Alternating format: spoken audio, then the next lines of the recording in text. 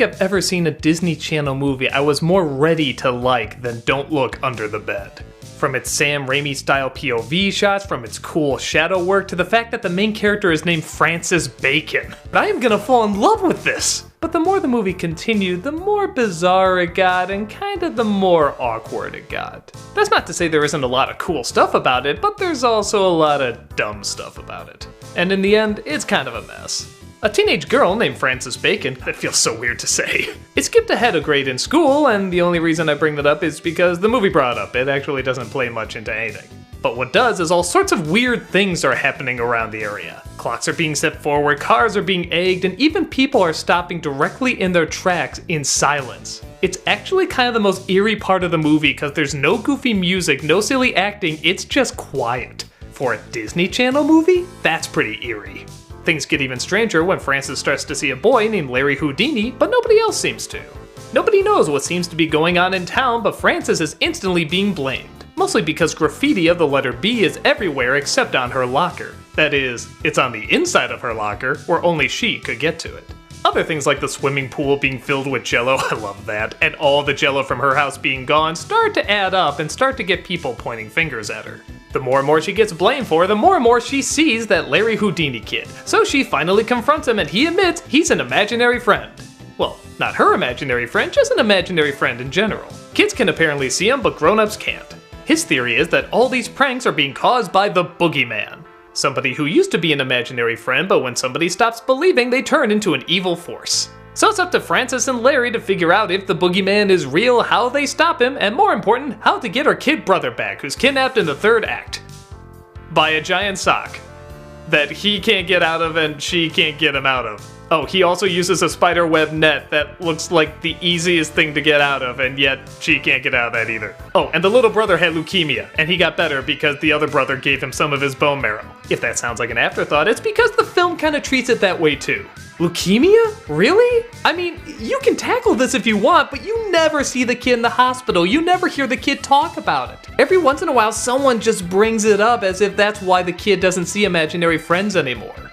Well, okay, if you're gonna just name drop leukemia like that, you don't really have it as a side thing, you have it as a little bit more of a focus. I mean, it's freaking leukemia in a Disney Channel movie.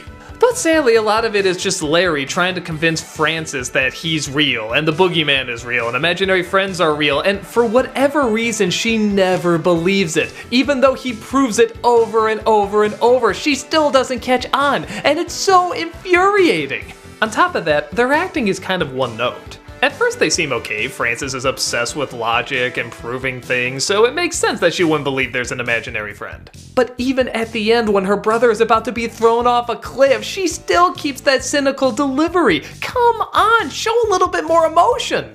Larry gets pretty annoying too. At first I kind of dug the fact that he was kind of wild and weird because nobody saw him except kids, so he would kind of be this way. But a little of him goes really far, and after a while it doesn't feel like he's being very natural, like this is just what this character is like. It feels like he's always trying to get a laugh, and it's usually not working. The times I like him best is when he has to talk serious because his delivery is still so strange, but it's still kind of unique. I actually kind of dug it. And if I was a kid, yeah, maybe I'd get more into his goofy stuff. There's kind of a young Jim Carrey wannabe style in there. But as an adult, it gets really old really quick, and it would have been nicer if they had something that both kids and adults could have a lot of fun with. All the other characters are a little off too, and not really in a charming way, just kind of a weird way. The father, for example, I don't know what his deal is. He always kind of seems angry, or maybe not, maybe he's just kind of weird. I can't really figure him out. So okay, it seems like I'm on this movie a lot, but to its credit, there is a lot of cool stuff as well.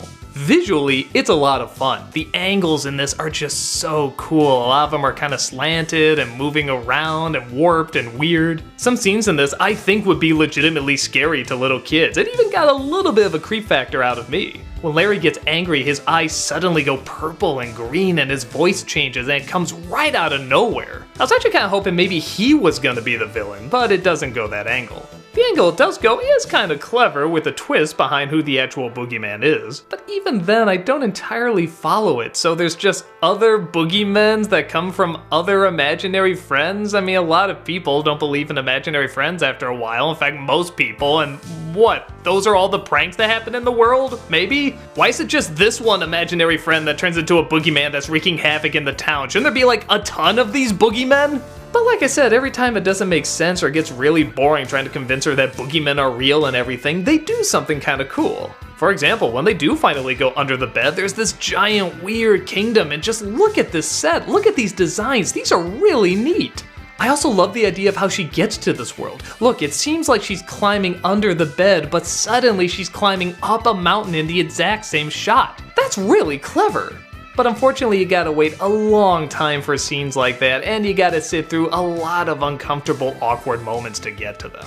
I guess as a kid I would probably like it, though I feel like I would get bored pretty quickly of all the talking and would want to see a lot of the stuff they're talking about. Like I said, every time they bring up that leukemia thing, it's really uncomfortable and odd. It would have gotten the point across so much more if they actually showed a little bit. Maybe it could have opened with that, like the kid in the hospital and the sister feeling bad, and then like, you see in that moment she had to grow up and he had to grow up, just a little something. But we get none of that here. The only bits we do get is an occasional smart line. For example, I like when they're in the garage and Francis said if the brother didn't believe in the imaginary friend anymore, why did he stay? To which Larry said, he still needed me. That's actually kind of interesting and can be taken a lot of ways. One of the final lines is also kind of brilliant. I guess it takes a lot of imagination to become a grown-up. Again, in a story like this, that's surprisingly profound, and you didn't need much, just a line or two. But like I said, everything is either over-talked or not talked about enough. It's like the focus is always in the wrong place. If I was a kid, I would probably like chunks of it, the darker stuff. I'm sure Larry would probably get a laugh out of me too. But I don't know if I would watch it a lot, as again, I'd have to wait for quite a bit to get to those moments. If you grew up loving it, fair enough, I can see why, I guess. But for me, this clutter under the bed is just a little too messy.